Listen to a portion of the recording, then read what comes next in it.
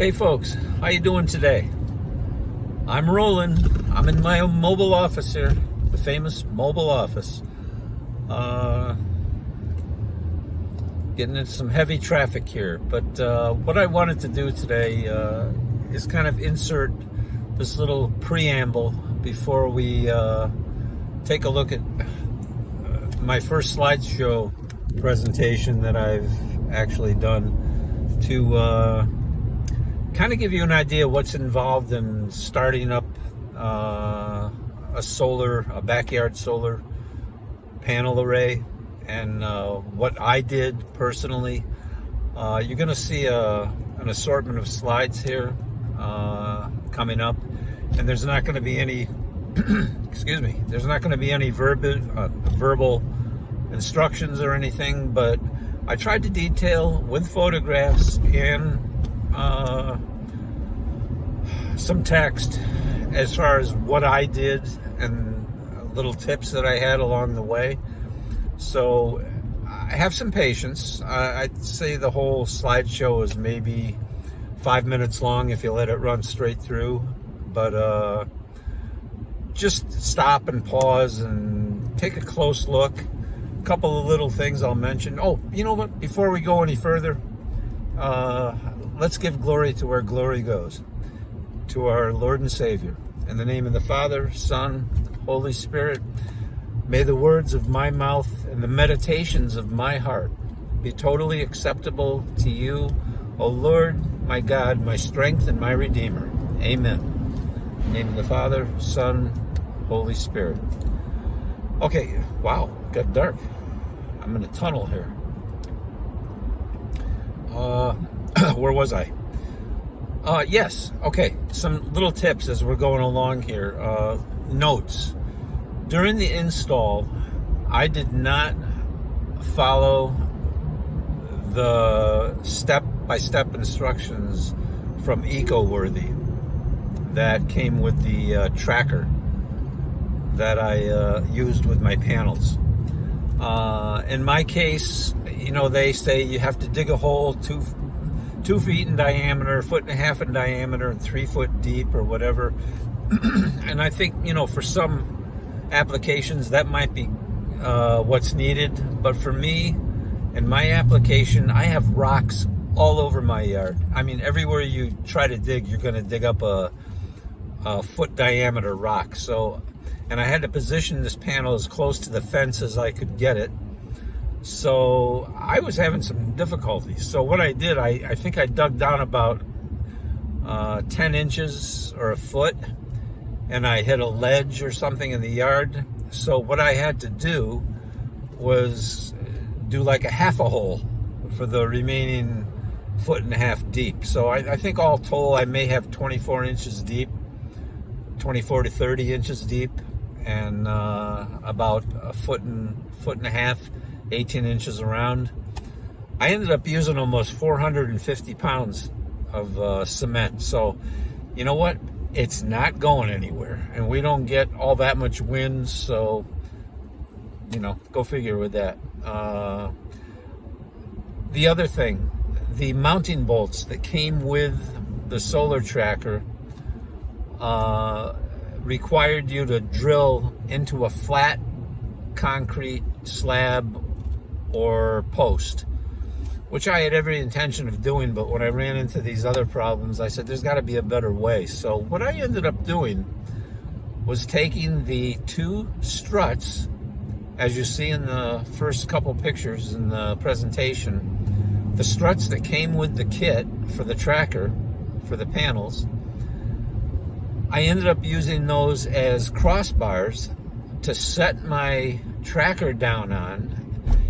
And instead of using, like I said, instead of using the method of drilling the holes in the concrete and using the expansion bolts, I ended up buying L bolts, which are, I think they were 6-inch L bolts, 3/8 diameter, maybe 5/16.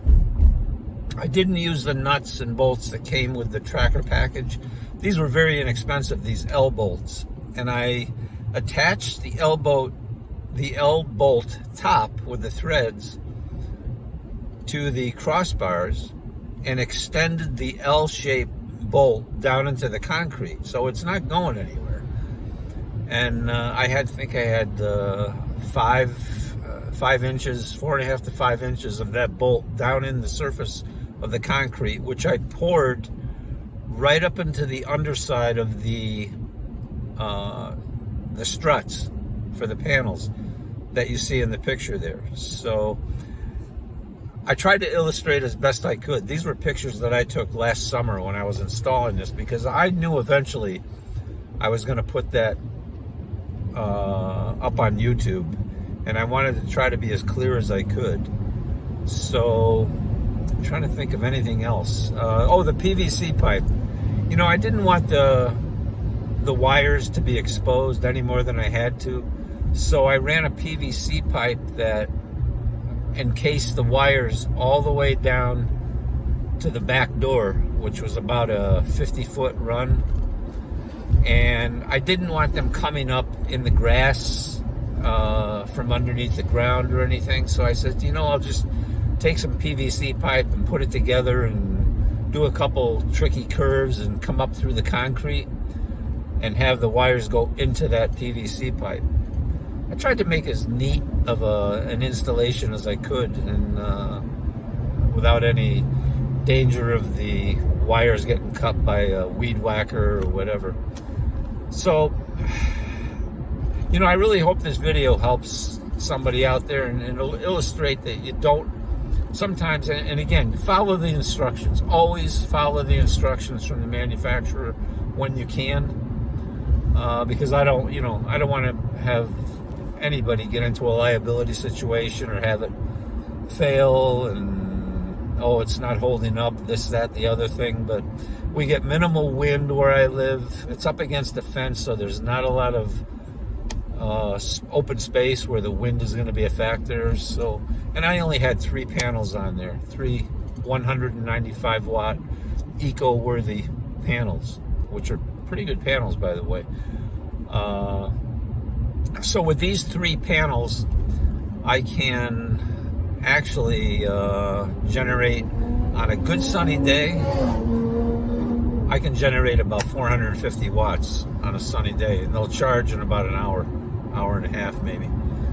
Now the wires I mentioned, I ran down to the back of my house, going into one of these very inexpensive little breaker boxes for solar, and that's where it stops, right there. And the cables will come out of the breaker box using MP4 and XT60 connectors, and they plug right into the back of my EcoFlow Delta 3 Plus generator, which has 2 inputs.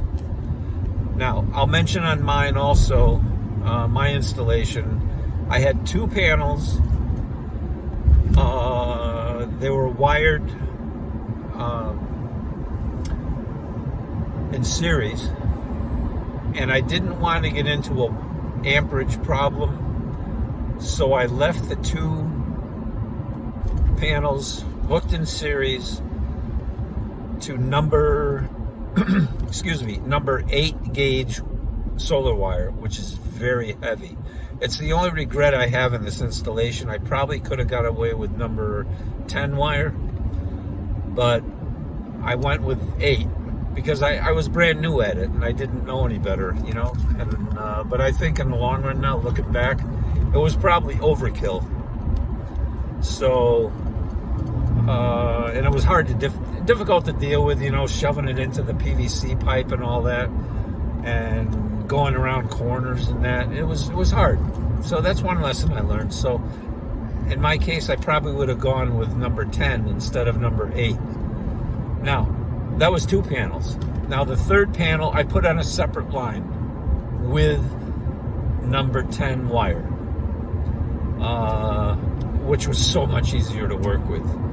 And I had a separate run of some flexible pipe for that wire.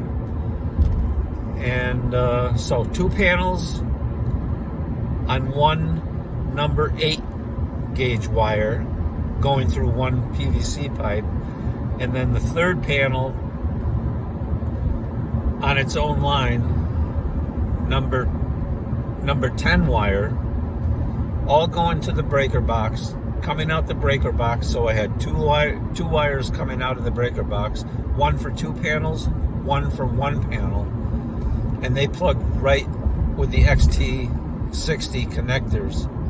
That plugs right into the back of the generator, the EcoFlow Delta 3 Plus generator, which accepts, it's acceptable. The 450 watts was fine that I was generating. It's able to handle it. So, okay, I'll let you watch the video now, or not, I'm sorry, not the video. This is the slideshow presentation. I hope it works, because I spent a lot of time putting all this text together and the instructions and what I did and the tips and the tricks and that, and I tried to explain it as best I could. Now, if you have any comments or suggestions on what I should say in that video, please let me know. The other thing is tools. I had to buy crimping tools, stripping tools for the solar wire, a couple of tools for connecting and disconnecting the MP4 connectors. Like I said, I was just getting into this. It was all brand new. So I started from ground zero, but boy, I learned so much. And I hope this helps anybody out there. I really do. And if you're getting involved with this, I think it's going to be a very valuable little presentation for you to watch. But again, like I said, pause, stop, read, look at the pictures. Any questions, please send me a comment. So, okay, off you go.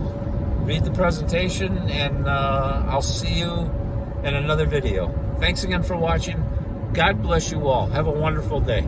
I got to pay attention to the road here. Bye for now.